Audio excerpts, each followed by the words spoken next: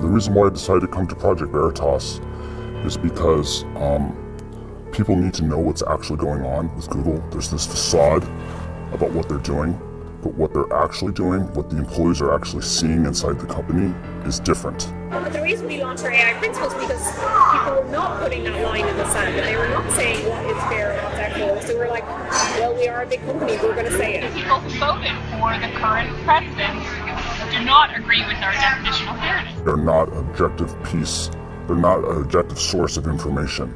But then there are teams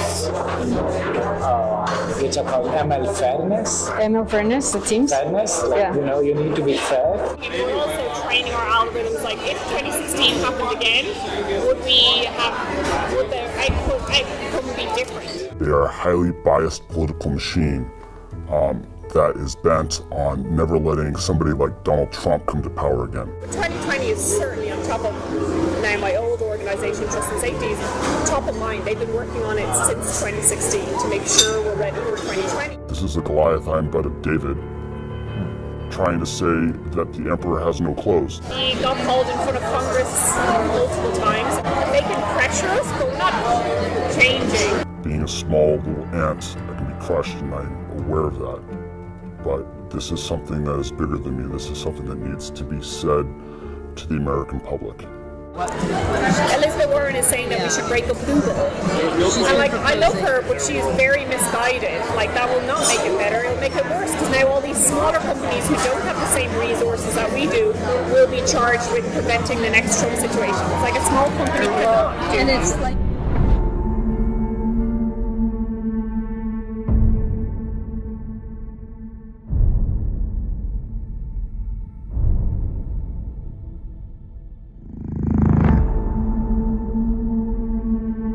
Earlier this year, a Facebook insider exposed deboosting of conservatives on Facebook. That insider inspired someone at Pinterest to come to Project Veritas with his story. Last week, we released a report from the Pinterest insider Eric Cochran detailing censorship of pro-life and Christian content.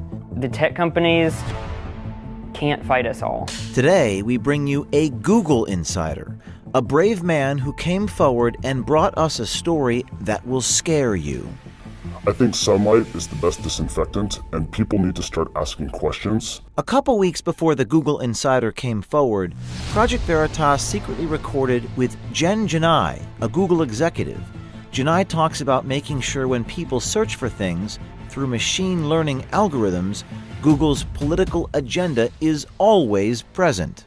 We all got screwed over in 2016. Again, it wasn't just us, it was like people got screwed over, the news media got screwed over, like everybody got screwed over, so now we're rapidly being like, what happened there? How do we prevent it from happening again? Right after Donald Trump won the election in 2016, the company did a complete 180 in what they thought was important. Before, they thought self-expression and giving everyone a voice was important. But now they're like, hey, there's a lot of hate, and because of there's a lot of hate and misogyny and racism, that's the reason why Donald Trump got elected. And so we need to fix that. And we need to start policing our users because we don't like to have an outcome like that. We don't want to have an outcome like that to happen again. Yeah, let's talk a little about that. Tell me more about what you observed at these meetings right after Trump was elected. Who said it? What was said exactly? So the things that changed was that the TJFs, they started talking about the need to combat hate and racism online, and also at YouTube they had the same talks by the CEO Susan, and they talked about combating that and getting rid of unfairness. And so slowly they started introducing the concept of machine learning fairness. Jen Janai is the head of responsible innovation at Google Global Affairs. She determines policy and ethics for machine learning, or artificial intelligence. What we've learned is that AI is increasingly what Google Search is all about. But the reason we launched our AI principles was because people were not putting that line in the sand, and they were not saying what is fair and what's equitable. So we're like, well, we are a big company, we're going to say it. Where my definition of fairness and bias specifically talks about historically marginalised communities, and that's who I care about. Communities who are in power and have traditionally been in power are not who I'm solving fairness for.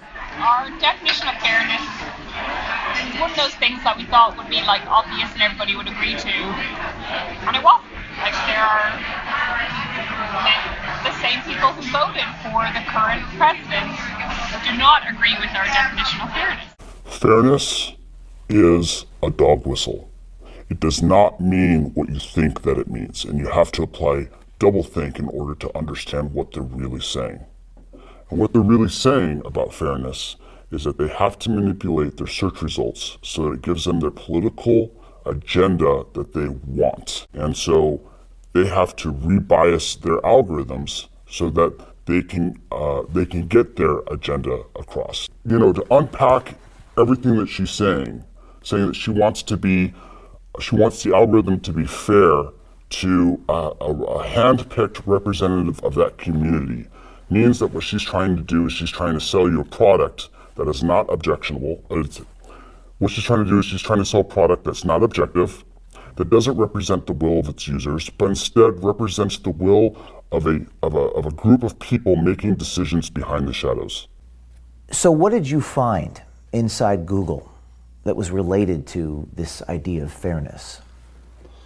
What I found at Google related to fairness was a machine learning algorithm called ML Fairness, ML standing for machine learning. And fairness meaning whatever it is that they want to define as fair. You could actually think of fairness as unfair because it's taking as input the clicks that people are making and then figuring out which signals are being generated from those clicks and which signals it wants to amplify and then also dampen.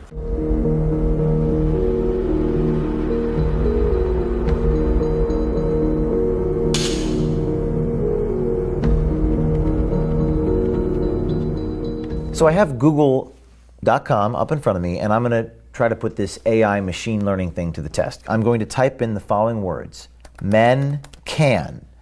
And I see men can have babies, men can get pregnant, men can have periods, men can cook. Do most people search for that stuff, or what is the company doing internally? You know, people aren't searching for this. This is literally coming from source of truth databases that they've selected represent the truth and that they are pulling this information from.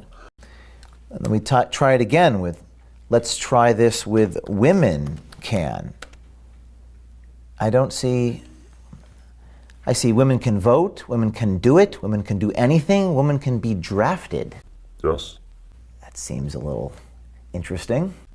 So all these examples are part of the social justice narrative, right? And so the sources of truth that ML Fairness is selecting from to amplify are saying these keywords. And so because that source of truth has been vandalized, the output of the algorithm is also reflecting that vandalism. Project Veritas also received a trove of confidential documents from within Google. This document is about algorithmic unfairness. It reads, quote, "For example, imagine that a Google image query for CEOs shows predominantly men. Even if it were a factually accurate representation of the world, it would be algorithmic unfairness," unquote. Gaurav Gite, a Google software engineer, independently verified the thesis of this document. But then there are teams which are called ML Fairness. ML Fairness, the teams? Fairness, like, Yeah. you know, you need to be fair. Yeah. So they're trying to modify the model such that even if the data for female CEOs is It's low. It's low. It kind of balances out. It still balances out. Now, this is a confidential document, correct? Yes. It's not a document that Google has come out and admitted that this is their process. That's correct. And in this document, it says, I'm going to read from it. In fact, if you brought this up without the document, they would say that this is a conspiracy theory. Wow. So then they wouldn't admit this publicly. They would never admit this publicly. In this document, it says, in some cases, it may be appropriate to take no action if the system accurately affects current reality, while in other cases, it may be desirable to consider how we might help society reach a more fair and equitable state via product intervention. What do they mean by that? So what they want to do is they want to act as gatekeepers between the user and the content that they're trying to access. And so they're going to come in, they're going to filter the content, and they're going to say, actually, we don't want to give the user access to that information because it's going to create an outcome that's undesirable to us.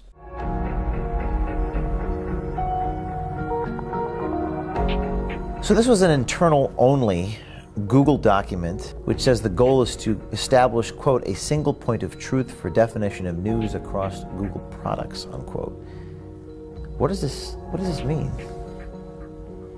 When they mean single point of truth, what they mean is alignment with the narrative.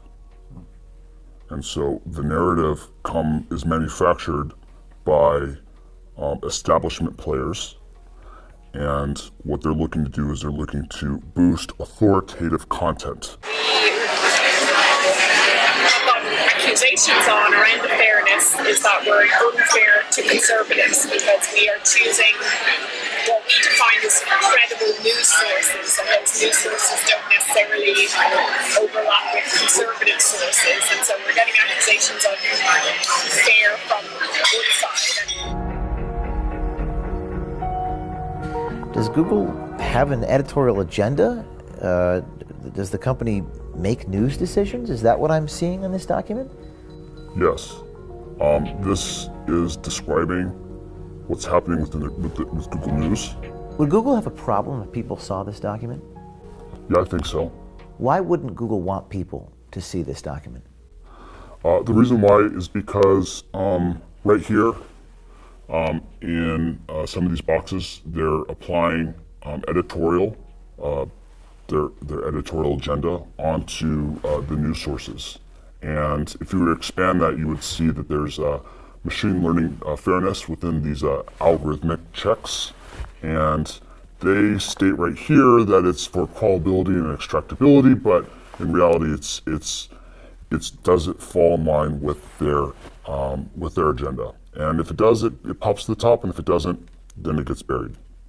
Other internal documents expose Google's hopes for ML fairness. Training data are collected and classified. Algorithms are programmed. Media are filtered, ranked, aggregated, and generated. People, like us, are programmed. Sounds like social engineering, not search querying.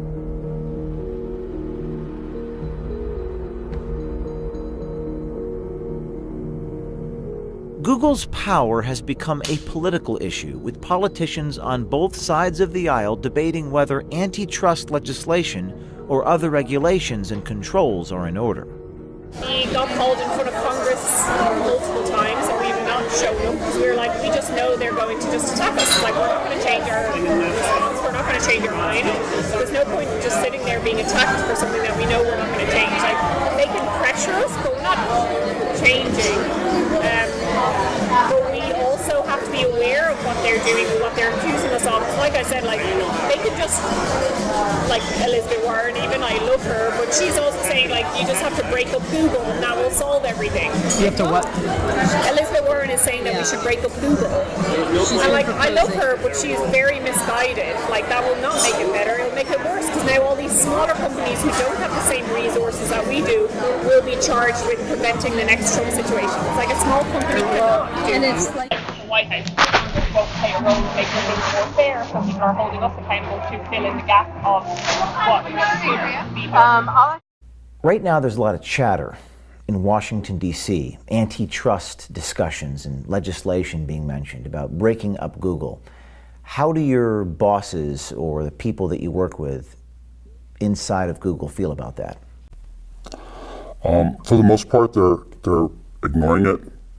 To them, it's not even happening.